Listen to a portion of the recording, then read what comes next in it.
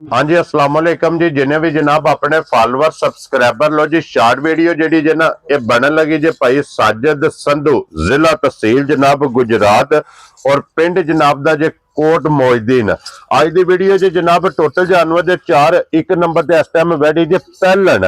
और पहलन वैडी जनाब इस वैडी दी टोटल 3 चुआइयां करा के जी जी चौथी चुआई च जनाब वैडी कैमरे दे सामने जे ते फिर माशाअल्लाह पहलन वैडी नु थन और लिबास दा वेखना माशाअल्लाह लकीर वाला लिबास होवेगा और इस टाइम वक्ती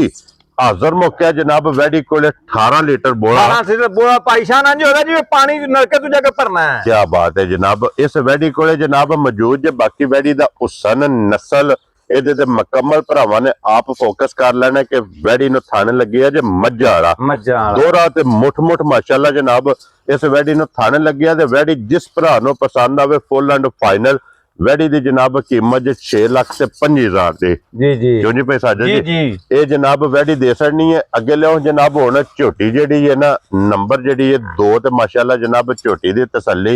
ਇਹ ਬਲਾਲ ਕਰਾਏ ਔਰ ਝੋਟੀ ਜੇ ਜਨਾਬ ਦੂਜਣ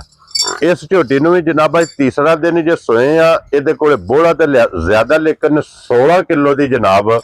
हाजिर मौके तसली होगी जितों भी कोई भरा आवे 2 3 4 टाइम भाई जान 16 लीटर ने देना 20 लीटर 16 दे हुक्म जनाब ये तीसरे दिन वक्ती जेड़ा पूरा कराना है इंशाअल्लाह। ये जनाब 16 लीटर ते मगर ये जनाब कट्टी जे मुबारक जदियां 2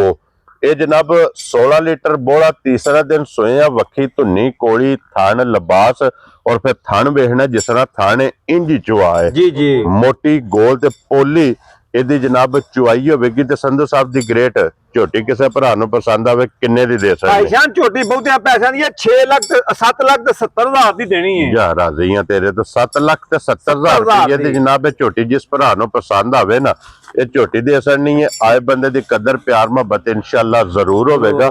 वैसे बिलाल साहब वहासन ने दूजियां झोटियां जनाब ये भी मुकम्मल वीडियो जी है ना यूट्यूब ते जाके अपना सुर्खियां चैनल ते जनाब लग जानी है संधू साहब दी झोटियां वेख लैनियां ने झोटियां दी कीमत जनाब होगी वीडियो में जेड़ा ते संधू साहब अपना नंबर बोलो जनाब। भाईजान 0348 जी 6654 137 लो जी इधर ते व्हाट्सएप भी जे इमो भी ते कार भी इस टाइम एक झोटी बिलाल पे तक आंदा जनाब पहलन झोटी रोज एडी हाइट ते एडी वेल वालियां जी जी घट परेशान होनी है इंशाअल्लाह अल्लाह दे फजल रोज नहीं जनाब झोटियां लभदियां ऐसा दरिया दी जंपल। हां जी जनाब और इस झोटी दी मां दा रिकॉर्ड 22-23 किलो ओ कोई भी भरा जनाब आवे तो इंशाअल्लाह जितू झोटी दी खरीद हुई है इंशाअल्लाह उस डेरे दी भी विजिट करा दे इंशाअल्लाह।